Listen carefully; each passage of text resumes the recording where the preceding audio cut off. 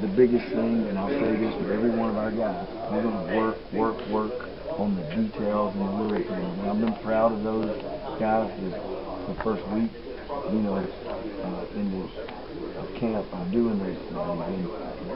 But yeah, it does enable you to do more things. Anytime you got corners out there and they play and they're productive, it enables you to do some different things. You've been an early impression for a week of practice. I tell you what, just thinking through everybody, Jacob Pugh, I think it's shown flashes at times. He's a guy that can run.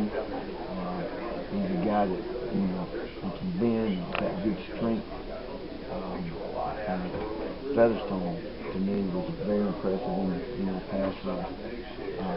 Ricky Leonard is shown some flashes. DeMarcus Christmas has done some good things. Noddy has impressed me. Powerful as he is, and, he's got good football instincts. The thing with all of those guys, have been very coachable. You can coach them; they're willing to learn. So I think that's been good. Of course, Trey Marshall was here in the spring. He's had some flashes, and just the whole class in general. Size, speed, and athleticism has been very impressive. Those guys have stood out to me. You've been around defenses at a number of different levels, from Jackson State, Georgia Tech here. What is having the speed, the size, the enormous size you guys have up front and the length up there, what does that do to kind of open things up for the defense, and how does that change things? Well, the biggest thing, it all starts up front. When you can, when you have those guys, when it takes a lot of effort to be able to move big guys, it creates other situations for you. Let you, if you want to play coverage, you can play coverage. If you want to pressure, you can pressure. And, it's still about, it's not a complicated game. It's still about somebody who's got to whip somebody. You're not going to, football coaches are too good to let a guy just run free and, hit the quarterback or turn a guy loose. Every now and then that happens. But at the end of the day, it's still about competing against the guy in front of you, and either you win or I win.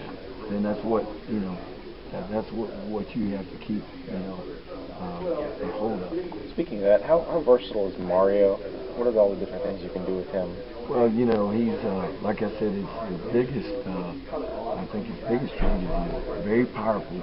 But at the same time, he's powerful and athletic. He can rush the passer.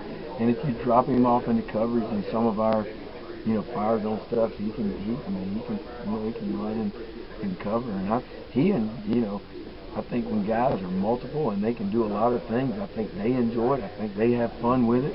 And that's, that's part of it. Hey, do you, as he's gotten bigger, do you keep an eye on, the speed? Is he losing anything by gaining that weight? I think he's, you're always conscious of that, and he's conscious of it. But that's just one of those things where, he knows what his job is. You define that job for him and say, you got to do this, and in order to do this, you got to do, be here. So, does it help having guys like that if you want to show multiple looks up front? If you want to show Otter even? Oh yes, it does. Anytime you got big guys and athletic, and Coach Fisher, I go back to, that's Coach Fisher's philosophy of recruiting. He in his mind, he knows this is what we want our guys to be like, and when he makes decisions on, recruiting players, he's got a set standard of what he wants, and that's what you just described as part of that. Coach, what are some of the challenges, if any, that come along with the transition that you've made in the staff? Well, I guess probably the challenge is moving positions. The linebackers, have a different coach, but he's a good coach. He brings, I think any change is good sometimes because it's new blood, it's new ideas, it's a different way of looking at things. And sometimes, when you're the only one doing it, you kind of get tunnel vision. And when you trust people that you work with, you know, then you trust when they say, hey, Coach, what if it looks like this, or what about this? All of our coaches are like that. You know, for me, like I said before, Jeremy did a really good job as a coordinator last year. And, you know, I learned a lot from him. You know, some different things that, you know, that he brought in. But I think the biggest thing is getting our guys to realize, and I think Coach Fisher does a good job of that, is, hey, you got to go to work every day. You know, you got to work every day, no matter, you know, it's like a coin. I might cover you on one snap. That doesn't mean that I'm going to cover you on the second one if I'm not doing what I'm supposed to do. So I think that's the biggest thing is, you know, realizing you got to do things over and over and over. Carl, you coached key positions, and talking to a couple of the guys that you coach under, they always felt your DBs might be your bread and butter, but how did coaching all the array of positions help get you ready for being a defensive coordinator? Well, I think, you know, I do enjoy coaching the defensive backs, but I enjoy coaching the linebackers as well. And I enjoy coaching, you know, being a special teams coordinator. I think in my, you know, to me, I think I grew up wanting to be a coach. I mean, so if you can coach, you know, and you can communicate and teach, you should be able to coach any position.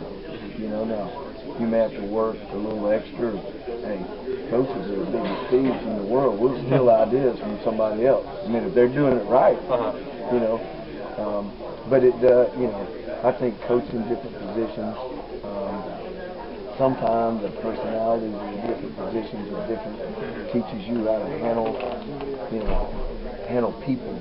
Because you can say what you want to, but coaching is managing people as well. From a defensive coach's standpoint, a guy who's coached a lot of different positions, what was it like scrimmaging against Jameis last year, and what's it going to be like this upcoming season?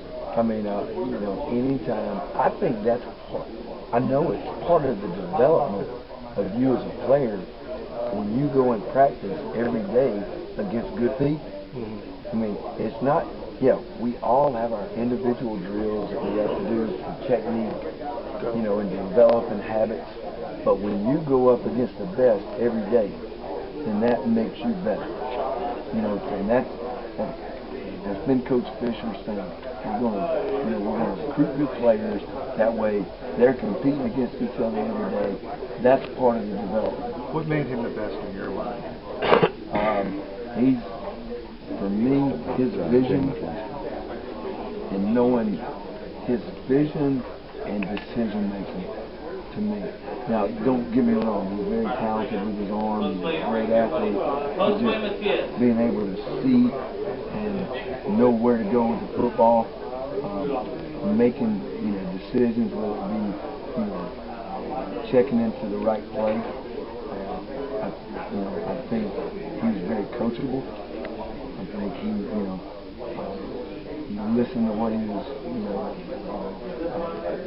being taught.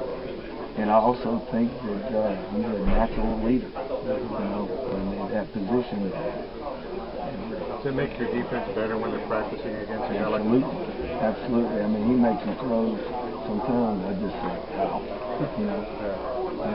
And you know, and the thing, he is, I mean, for me, he's always been one of those guys that, you know, he'll be over there, you know, supporting the defense. You know what I mean? Now, he's competitive. And when we're in a situation, he wants to win. That's what makes him part of who he is. What makes, you know, him as coach like that. You know? Coach, you talked about the defense. You're talking about like during the real game. He's over there at the defense. Oh, yeah, well, not necessarily over there on the defense, but he'll always, if somebody comes off to the side, you know, or you know, maybe at halftime or whatever. It's always, you can tell it's always a team deal for him. Coach, you talked about the job that German Pruitt did last year with the defense. How different is your vision for this defense, if any difference at all? What we want to do is, you know, we want to keep our system. We've got a system in place. We want to continue that system.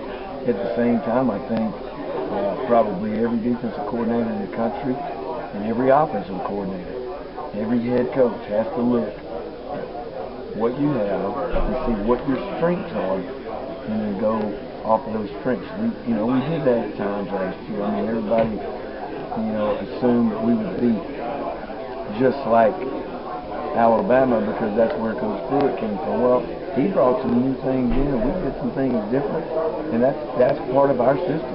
So, the biggest thing we want to be able to do is play hard, play smart, play for 60 minutes, and do our job, do our assignment, and we do that, do everything we can do, and we're able to do. So what are some of your tendencies that you're wanting to bring? Well, I think the biggest thing is we've got to be able to create ways to get pressure on the quarterback. We've got to make sure that we're very good in situations. Coach Fisher talks about it all the time. When you're good in situational football, whether it be third down, whether it be 2 minutes, end of the game, whether it be short yardage goal line, whether it be red zone, all those things situationally, we got to make sure that we're good at. Jalen asked coaches, what's it like to go against a player in practice? But when you're going against Coach Fisher in practice or scrimmage situations or 11 on 11, what's that like, and how much do you have to? Toughest guy in football from an offensive mindset. I've said that to many years. He's the toughest guy to play in football.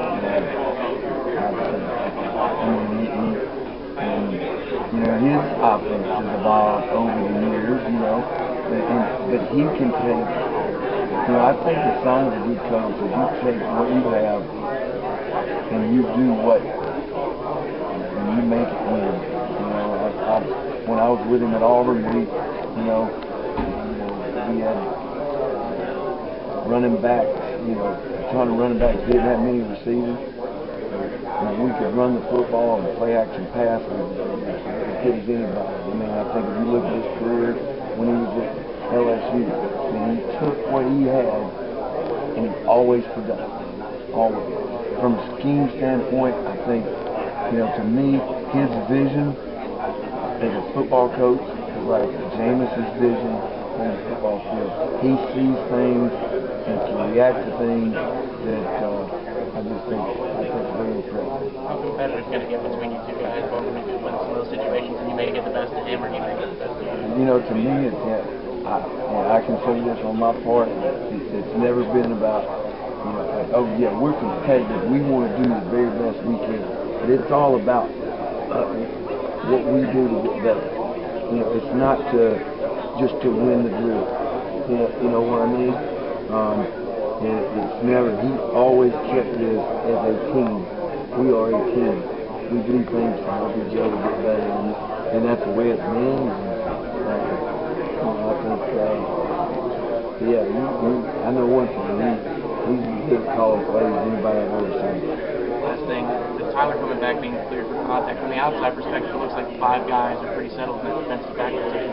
But some of the outside guys with that 6 spot or beyond that you want to mention, is there anybody out there? Well, you got, right now you got TJ, he's working good, Darby, Jalen, you got Tyler, you got Wade Andrews, Marquez White has been very competitive in early camp. He's done a good job. Trey Marshall's, done some really nice things. LaMarcus Bruce got a lot better in the spring. He made a lot of plays. I mean, it's all about putting guys out there that can be productive. Coach, Jalen came in last year and made that instant impact that he did. Do you see any of these freshmen that have that same possibility this year? Well, and you'll just have to see how it unfolds. You don't know and you can't predict. But like I said, I think the advantage for Trey, is being around these older guys. He's done some really good Marshall? things. Yes. And then Malik Jackson, just being able to learn the position. He's very raw athletically. He can run and stick his foot in the ground, and he's got length. And just, being able to work for those guys is going to help them a lot. What's the closest player you have to being a coach on the field for you? Wow. right now, I mean, all of them, I think, are getting, you know, that's one thing I've tried to instill in them. Is, hey, learn to coach. Learn to coach the younger guys. Learn to, you know, but I think Jalen, Tyler, PJ, in his own right. You know what? I'll say this: the first week, the first week has been really good. I think Darby has done some, you know, good things. He's not as vocal as a lot of guys, but he's really trying to learn parts of the position that maybe he didn't. What kind of impact do you think the players being able to coach at camp has made on that situation?